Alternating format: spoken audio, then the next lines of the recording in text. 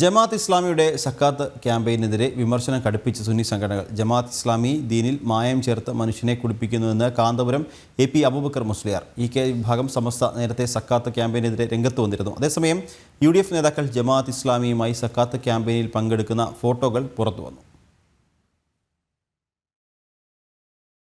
ജമാഅത്തെ ഇസ്ലാമിയുമായുള്ള സഹകരണത്തിന്റെ പേരിൽ CPM-ഉം കോൺഗ്രസും വിമർശനം നേരിടുന്നതിനിടയിലാണ് സുന്നി സംഘടനകൾ സക്കാത്ത് ക്യാമ്പയിനെതിരെ വിമർശനം കടുപ്പിക്കുന്നത്. ഇസ്ലാം മതാധ്യാപനങ്ങൾക്കെതിരാണ് സക്കാത്ത് ക്യാമ്പയിൻ എന്ന് സുപ്രഭാതം ദിനപത്രത്തിലൂടെ EK വിഭാഗം പ്രഖ്യാപിച്ചിരുന്നു.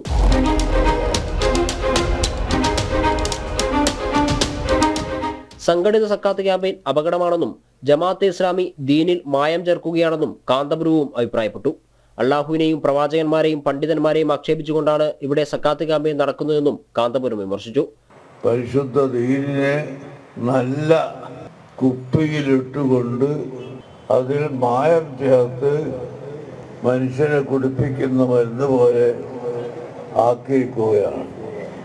സംഘടിതമായ ഈ സക്കാത്ത് വിതരണത്തിൽ നിരവധി അപകടങ്ങൾ സംഭവിക്കാനുണ്ട്.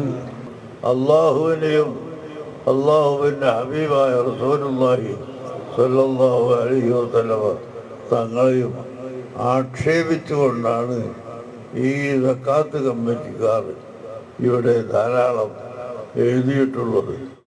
അതേസമയം Rajmohan Unnithan MP, NK Premachandran MP തുടങ്ങിയ UDF നേതാക്കൾ സക്കാത്ത് ക്യാമ്പയിനിൽ പങ്കെടുക്കുന്ന ഫോട്ടോകളും പുറത്തു വന്നിട്ടുണ്ട്.